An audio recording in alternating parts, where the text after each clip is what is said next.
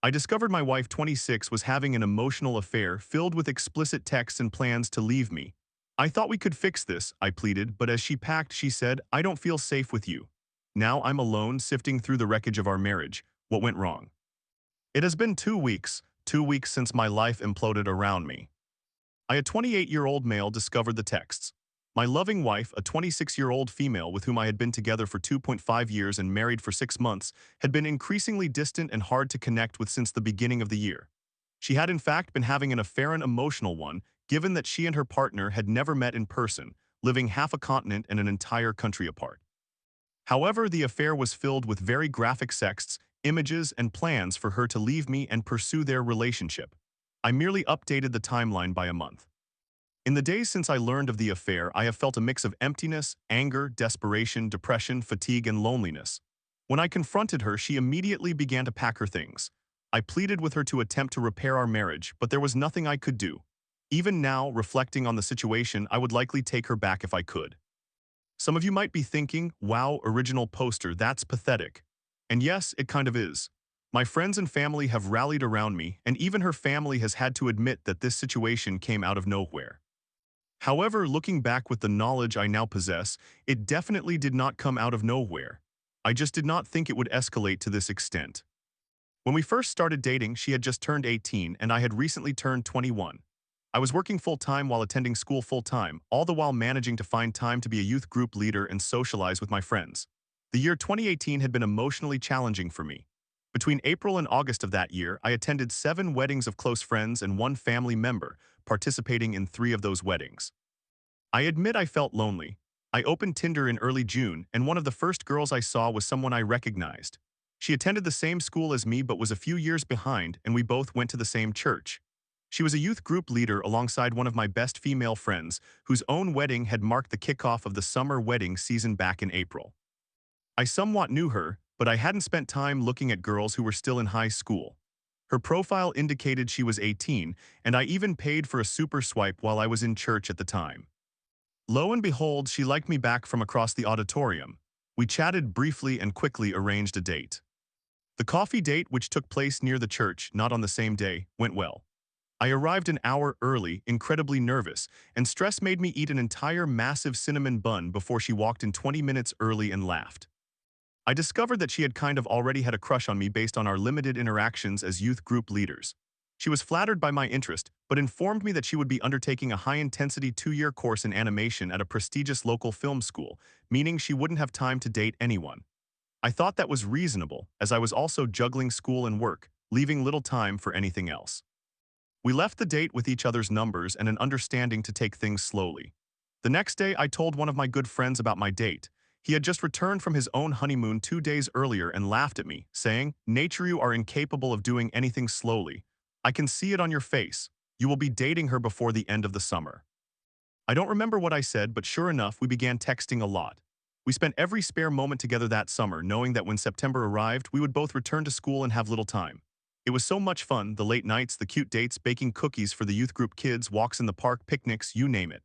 I took her to the aquarium and went downtown, which was an achievement for me, as I generally dislike most downtown areas.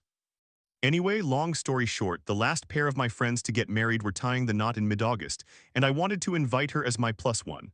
The bride, my friend, refused, stating, "Unless you are dating her, then absolutely not. Also, I don't know her." To address the second issue, I organized a double date to the park followed by a movie the following Saturday. They quickly became good friends, and I received a nod of conditional approval as long as I met their initial requirement. Later that evening, we shared our first kiss, and on July 10th, I asked her to be my girlfriend.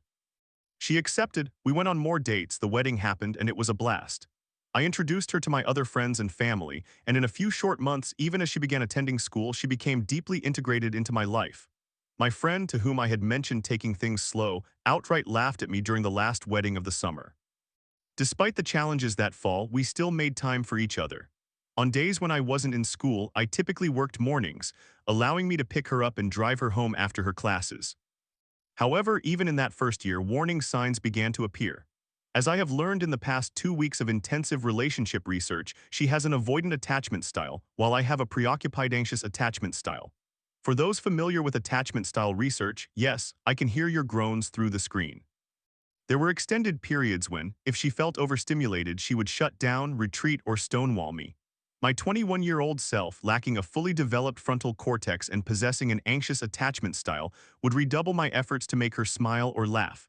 In hindsight, this approach only pushed her further away. However, since we lived separate lives, worked, and attended school, the amount of time we spent together was artificially limited.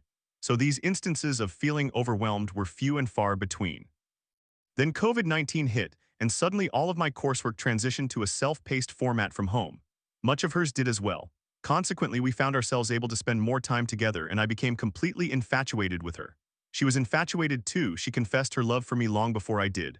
Only 4 months in, I held off until the 8-month mark because I was afraid of moving too quickly, laugh out loud. We spent more time together, and I would often get on her nerves, anxious attachment style, seeking constant validation and emotional closeness, leading to more frequent shutdown periods. She attributed these shutdowns to her low-grade autism. Our relationship followed a cyclical pattern, periods of extreme closeness and excitement followed by windows where I was effectively non-existent for days at a time. I attempted to address this a couple of times, but prior issues of stonewalling and her inability to express emotional needs and boundaries complicated matters. Meanwhile, I lacked any personal boundaries or self-respect and went along with whatever I assumed she needed. The next few years are not as important, just assume more of the same. I got a new job that paid more but was significantly more sedentary, and I began to gain weight. She graduated from school but struggled to find a job in her field. Consequently, she started drawing as a side hustle while working in retail. I purchased a ring and we got engaged. Her parents divorced, and suddenly she needed a place to live because her mother was moving far away and her father was downsizing to a single apartment.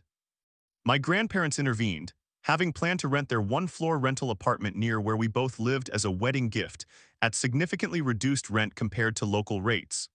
We accepted the offer and moved in together, planning the wedding and enjoying our time together. Initially, we attempted to be intimate, but having gained about 60 pounds, I was so out of shape that I became winded and struggled to perform well, important for later. Therefore, even before the wedding, intimacy issues had arisen. Additionally, living together meant that there was little to no escape from each other. This wasn't problematic for me, but during this time, the frequency of stonewalling and shutdown events skyrocketed. The wedding came and went, and for a time, things were good. The first year seemed to revive our relationship, but gradually old patterns returned. I felt lonely during the long stints of stonewalling that sometimes lasted several days, and intimacy declined even further. I was usually the one to initiate intimacy, but my performance anxiety due to my weight and stamina continued to plague me, and eventually I stopped initiating intimacy altogether, as did she over time. Then she quit her well-paying retail job, citing mental health concerns. I had just been promoted and was earning significantly more money, so we were fine financially. Nevertheless, I was stressed. I have always been somewhat anxious about monetary issues, and suddenly being the sole income in the household was not part of my plan. We agreed she could take the summer to recuperate and then would find another job in the fall. She couldn't drive, which limited her job search to positions accessible via public transit or within walking distance, leaving few options. Although we remained on good terms, I still felt stressed. When it came time for her to resume work, I pressured her heavily. Several times she told me she did not appreciate the pressure, which she felt was invalidating and made her uncomfortable. I attempted to rein in my anxiety, but she was indifferent to the need to work since we were managing fine, even though finances were getting tighter. I began budgeting and cutting expenses, which she did not appreciate. We went on fewer dates and spent more time at home together without engagement. Other issues arose. Chores like dishes, litter boxes, and garbage became points of contention between us. I felt I had to tiptoe around her to avoid triggering shutdowns. Intimacy declined even further when I resorted to watching pornography to cope with our lack of intimacy. Yes, I know that's unwise. I felt ashamed of using pornography as a substitute, and this shame drove me further away from intimacy. On the rare occasions we tried intimacy, my thoughts of unworthiness and self-disgust burdened me, hardly conducive to a positive experience. In short, she lost feelings for me, but expertly concealed it with a daily routine of hugs and kisses goodbye. Then I lost my job. Our contract ended because my manager and the client couldn't collaborate effectively. When the contract expired in August, ours wasn't renewed. I was under immense stress as I had taken a much lower-paying job back in November. Now we were tapping into our savings, so I placed considerable pressure on her to find work and began micromanaging her art account to maximize income. She did make some money from her side hustle, but only part-time. On the day she left, she told me she did not feel safe with me because In the back of her mind, she was always concerned about when I would raise the issues of money or her employment. During this time, she began spending more time with friends she had made in a Discord group chat for a piece of media we both enjoyed, where she started live streaming her drawing and gameplay. A girl joined the live streams and they quickly became close friends. It is essential to provide context. My wife is pansexual and this friend is a lesbian. At that time, the lesbian was in a relationship and had even commissioned her girlfriend art for Valentine's Day. But they broke up before the occasion, with the girlfriend moving away for school. It was shortly after this that the affair began, as I discovered from the texts, with my wife being the initiator. She was planning to fly to visit her at the end of May to consummate the affair and presumably file for divorce shortly thereafter. However, I found the texts first. I had sensed things were going poorly and had been actively trying to address our issues. In the 2 months leading up to my discovery, I took on extra chores around the house, expressing my admiration and appreciation for her while attempting to make her comfortable. I gave her space while also trying to make more nuanced emotional bids when she was playing video games. I bought a larger television so we could play multiplayer together and started watching shows as a couple. I attempted to initiate intimacy, even though I doubted my ability to satisfy her, but most attempts were rebuffed. I told myself I had time to turn things around. I began making efforts to improve my physical appearance, engaging in regular exercise and taking better care of the house. However, my attempts to spend more quality time together seemed continually rejected. Every time I proposed a solution to meet her specific needs, it became increasingly difficult. I wanted to initiate more conversations, but she did not enjoy small talk. I bought flashcards to create new dialogue options, but it ended up feeling forced. I purchased a Nintendo Switch so we could play more two-player games, taking away valuable time from her drawing and commissions. I acquired a bean-bag chair so she could sit in the office with me while I worked on my book, allowing her to draw, but it did not arrive in time. I planned more dates, but often she either wasn't feeling well or attended but did not engage in conversation. Cuddles became infrequent, and more often than not, if I entered the room while she was talking to her Discord friends, I would receive the cold shoulder. There were brief moments of brightness, but she would then go cold again. At the time, I didn't understand. Now I realized she had already emotionally ended the marriage. On April 17th, I finally caught on, and that marked the end of our relationship. She left and moved in with her mother. I suspect she will continue her relationship with the affair partner. The text dated back far, even to the end of March, my birthday, indicating they had been planning this. I am now alone. I have attempted to be productive, returning to church, trying to spend more time with friends, redoubling my exercise efforts, and working on improving my diet. As mentioned, I purchased a couple of books on relationship theory and self-help for anxiety, and have listened to more podcasts in the last 2 weeks than I have in the past 20 years. I fluctuate between feelings of hopelessness and depression and feelings of anger and jealousy. The affair partner has an online presence on Twitch, and I discovered their account. There's my wife in the comments cheering her on. Divorce has been filed, we are proceeding amicably, and a separation agreement is being drafted. Meanwhile, my friends and I packed all of her belongings last week, and they are now sitting in the garage. My home feels empty, despite the 2 cats she left with me. Without a second glance, she was the one who wanted them. I am going to therapy starting next week. It took me some time to find a therapist who accepted my insurance and was conveniently located. My friends and family have been supportive, but despite a few comforting moments, I feel so incredibly alone. I know that it is unhealthy. I made her the center of my entire world, not realizing that this was overwhelming for her. Now that the center is gone, I feel adrift. I understand what I should be doing, but I don't know how to get there. I recognize what I should have done, but the past cannot be changed. I am aware that this may not fit the traditional off-my-chest format, but I haven't been able to share all the specific details with my friends or family, primarily due to feelings of shame, embarrassment, and fatigue from being told that I was so good to her, that it was not my fault, or to just get over it. TLDR, my wife left me for her affair partner after a slow death of our relationship. Story 2. My best friend's maybe keeps me hanging 7 years in. I'm torn between loving him and wanting to just be friends. You know I'd never be with you, he says, but then flirts back, leaving me questioning if we're more than just pals. Can I break free from this emotional roller coaster? I am posing this question in a general sense, but I am motivated to learn how to be more socially acceptable so I can maintain my friendships and make new ones. I am working to become a better person who is easier and more enjoyable to be around. I am very sensitive, deeply insecure, paranoid, and I tend to withdraw when things go awry. I excel at damaging relationships, severing ties, and isolating myself for months or even years. I also struggle with limerence and forming inappropriate attachments to individuals. I have attended therapy to address these issues to some extent and have conducted personal research as well as read books about attachment theory and similar topics. I have learned to be comfortable with investing in myself, allowing me to venture into the world alone and enjoy self-dates without feeling guilty. Additionally, I have made an effort to reconnect with my family and cultivate warmer relationships with my parents and siblings. I maintain weekly or bi-weekly contact with high school friends. I have one friend whom I interact with daily who has inspired this exploration. I will refer to him as PB as he shares many personality traits with Princess Bubblegum. We became friends through a popular online game and I joined his Discord server. He was openly gay and I only regarded him as a friend. Over the following months, as we spent nearly 8 hours daily in voice calls, he shared his phone number with me and we would talk on the phone when we weren't together on Discord. We were consistently in contact, not always conversing, but often just sharing each other's presence while engaged in different activities, be it chores, eating, driving, working, or studying. After approximately 6 months, we were as close as I had ever been with anyone in past romantic relationships.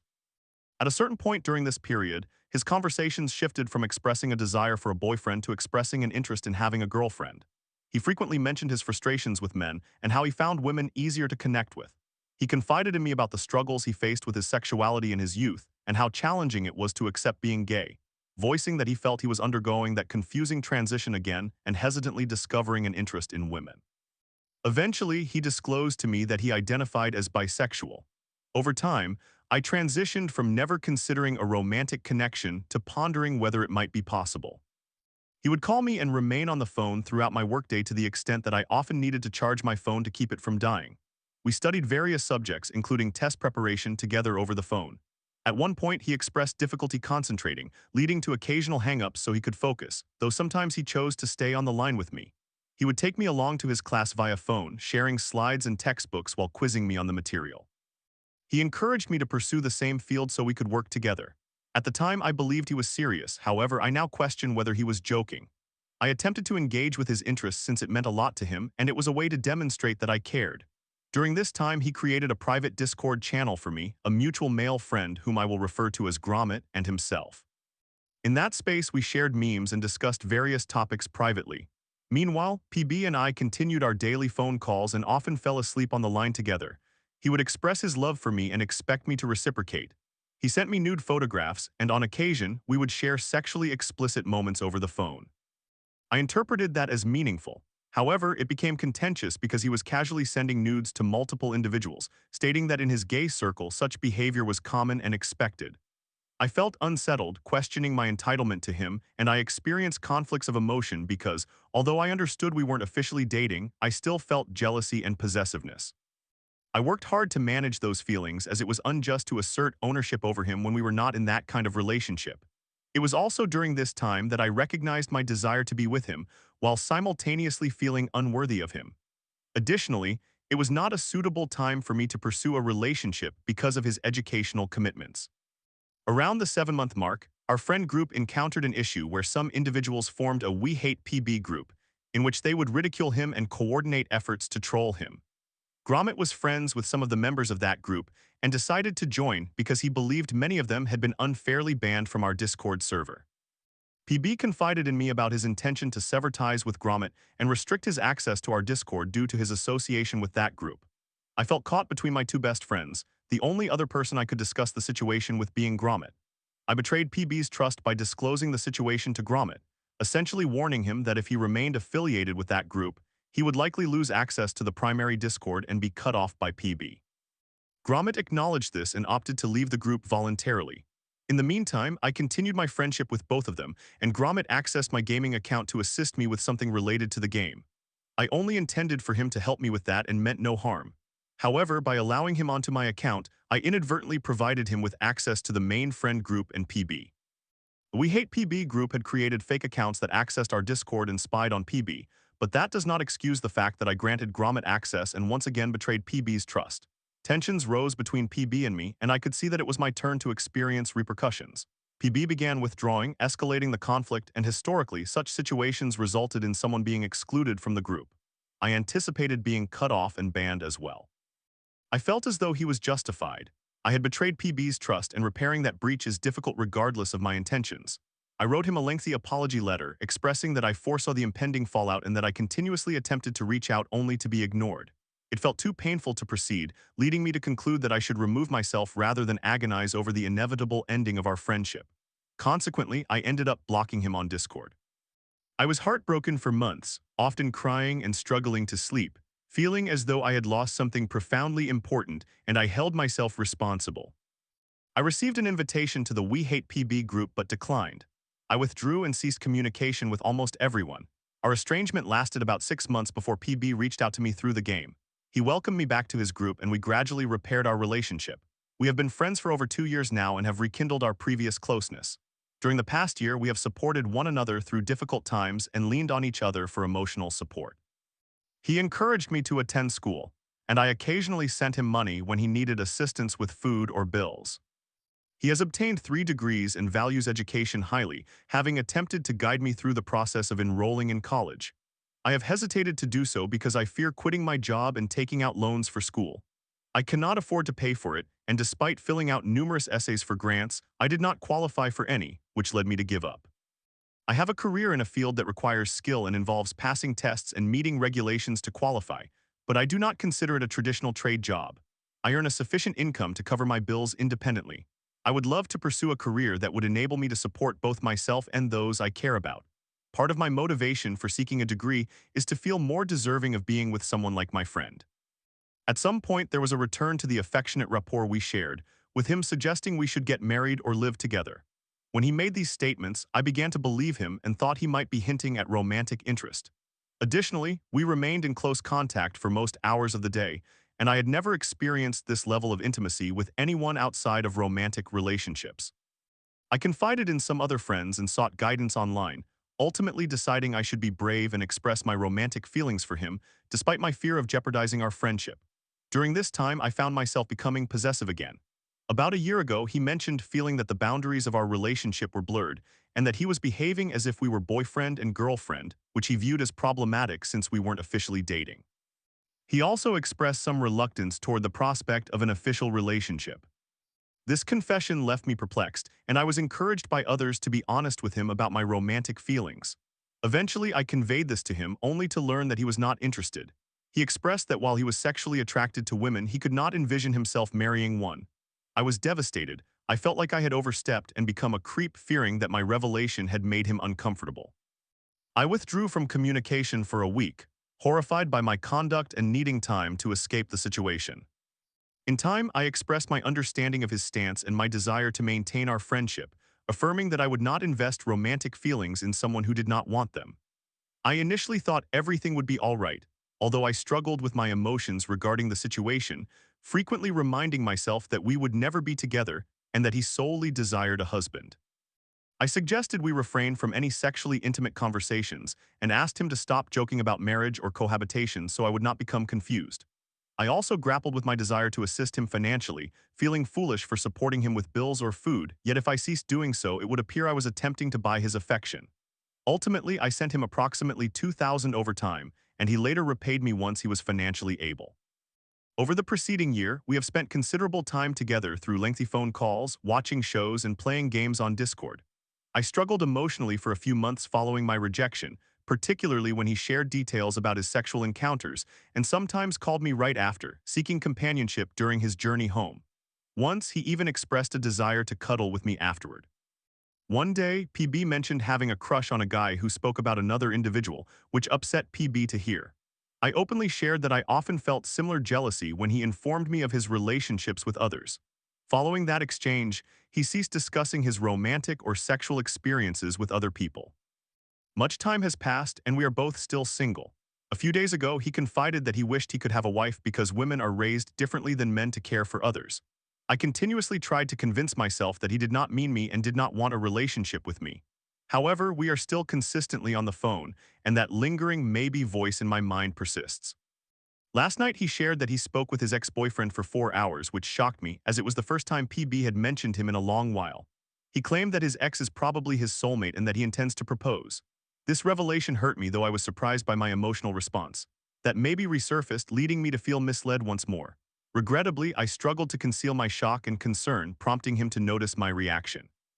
I attempted to ask him questions and offer support, but I came across as insincere to him. He expressed a desire to avoid discussing such matters with me because I had historically reacted poorly when he addressed his past relationships. I began to feel upset because he was correct, but I don't believe it is normal to suppress such conversations simply to avoid upsetting a friend. He stated that he could choose not to discuss his relationship because he did not feel obligated to do so. I argued that if he were to date someone or marry, it would be unreasonable to stop talking about that aspect of his life, and I preferred that he not exclude me from those conversations. He grew suspicious of my motives for wanting him to discuss his relationship and pushed back against my request. I asked whether he thought we would still be friends after he began dating someone or if we should just end our friendship now. He deflected the question back to me, stating that the decision was mine to make. I expressed that I needed him to eliminate the maybe from my mind. I asked him to be direct, avoid casual flirting with me, and not leave room for confusion. He remarked that it didn't make sense for me to be confused if I understood he would never be with me. I asserted that our friendship was unconventional and that we were essentially in a relationship, believing he was in denial about it. He laughed at my assertion, either incredulous at my perspective or at the situation itself. I felt embarrassed and strange. Perhaps it was inappropriate to stay on the phone until I fell asleep, so I bid him good night and hung up. I do not want to be a bad friend. I do not want to be a creep. I do not want to be the delusional person who keeps waiting for their friend to fall in love with them. I love him and he is incredibly important to me. I think I can accept that he may be with someone else as long as they are happy together. I do not wish to be enemies with his partner, nor do I want to be rude or exclusionary towards them. I seek guidance on how to become a better and more conventional friend. I have researched and previously confided in friends about this matter, but I hope that advice from an external perspective could prove beneficial. To summarize, I believe I have developed an inappropriate relationship with my best friend, but I want to remain friends. I would greatly appreciate any advice on how to cultivate a more normal friendship with him. Thank you very much for your time. Story 3. Growing up in a cycle of neglect, I watched my cousins thrive while I begged, "Mom, what about me?" After a painful Christmas without gifts, I resent my cousins for being adored and spoiled. Now I buy childhood toys to heal, yet I still feel invisible to my family. What's next? For context, I 20 years old female and my sister, 24 years old female, had a difficult upbringing. My parents led troubling lives. My mother was abandoned with her grandmother after her mother moved to another state to remarry. Although her grandparents loved her, they were unable to protect her from some of her uncles who were physically and sexually abusive. This trauma led her to grow up as a rebellious teenager, resulting in her not achieving academic success. My father and his siblings had both parents together for a time, but it came with the burden of living with an abusive father who frequently fought with his mother, who often defended herself. After several years, they divorced, forcing the family to move frequently because they could not afford long-term rent. As the oldest son of 5 siblings, my father began working at 14 years old to help the family survive, sacrificing his academic ambitions while his siblings were able to study without financial concerns. Now that I have provided this background, I can begin to recount my childhood. I was born 4 years after my sister, while we were visiting my grandfather in the northeast of Brazil. However, as soon as I turned 6 months old, we moved to the state where my maternal grandmother lived to facilitate my mother's reconciliation with her. The problem was that her mother's new husband disliked her and all of her siblings, children of my grandmother and grandfather, which led to verbal abuse directed at them, including my sister and me. Although I do not recall much of the verbal abuse, my sister remembers it well, having been bullied by him for being a chubby child. We had to endure this situation because we lived in a small house built on top of his residence, as we could not afford rent. After some time, with assistance from my maternal grandfather, my mother located a small area at an affordable price in the same neighborhood. She purchased it with our combined savings and gradually built our home.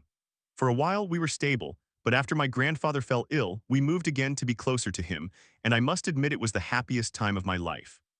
We lived for a year in my hometown in the same apartment building as my uncles and aunts, my father's siblings. Because they had the opportunity to establish their careers without the need to financially support their families, they secured high-paying jobs as accountants, engineers, and banking agents. None of them had children at that time, so my sister and I received a great deal of love and attention, in stark contrast to the neglect we faced from my maternal grandmother, who favored her new grandchildren, the children of her and her new husband's kids. We experienced love, received gifts, and began participating in free ballet lessons at a local public arts institute. I was thrilled to watch My Little Pony without having to wait for my father to download episodes at his job and bring home a USB drive for us to use, since we did not have internet access. However, after my grandfather's passing that year, we returned before I could perform in my first ballet presentation, and we found ourselves once more overlooked by my maternal family. Fast forward to when I was 10 years old and my sister was 14.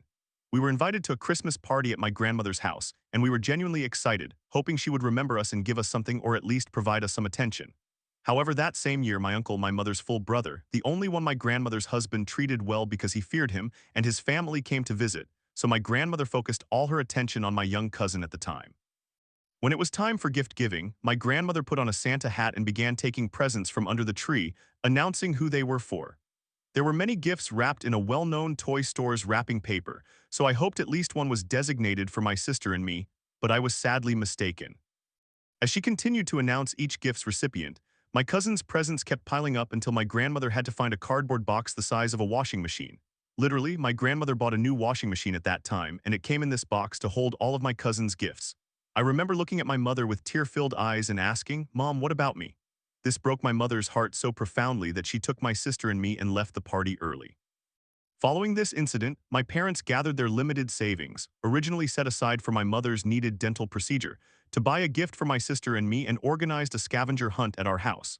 It became one of the happiest Christmases I had experienced, yet as I grew older, I felt guilty knowing what my parents had sacrificed to create this joyful memory for us. After some time, we faced the tragic death of my little cousin, the daughter of my maternal half-aunt, with whom my mother had been very close. We decided to move back to our hometown near my paternal family. I hoped things would be different as I had a kind view of my uncles, aunts, and grandmother, believing my sister and I would no longer be neglected. However, upon arriving, we quickly realized history would repeat itself, as my uncles and aunts now had children of their own and no longer needed us, especially since we were approaching adulthood ourselves. Thus the title of my post. I see my little cousins enjoying such a wonderful childhood, participating in extracurricular activities, and taking part in presentations and competitions when I never got to join a single ballet presentation. They have rooms full of toys and are spoiled by everyone, so much so that during family gatherings, they become the focus of everyone's conversations, and I find myself feeling envious. I yearn for that kind of childhood. Please do not misunderstand. I love my parents and appreciate everything they did for me. However, as a child, I observed that my cousins had all the advantages we did not, while my sister and I merely watched them receive affection from everyone. Now that I am older, they hardly make an effort to get to know me or my interests, and during Christmas gatherings, I feel like crying as they are the primary focus of gift giving, reminding me of that one difficult Christmas with my maternal family. Currently, I work freelance as an artist and animator, earning a decent income. To heal my inner child, I purchase items I missed out on as a kid, such as My Little Pony toys and more recently Sylvanian family dolls. I decorate my room with pinks, lace, and flowers. Even then, my paternal family does not truly know me. One of my interests is claw machines, and I have become quite skilled at catching plush toys without spending much money. One of my little cousins has also started playing but lacks my skill, often spending a lot of money to catch the toys, while everyone in the family praises her for being talented at it. I feel as though I can only rely on my sister as we share these feelings. However, while she has begun to feel uncomfortable with our aunts and uncles, I have developed discomfort toward my cousins and young children in general, and I am not proud of that. Edit, I apologize for any typographical errors.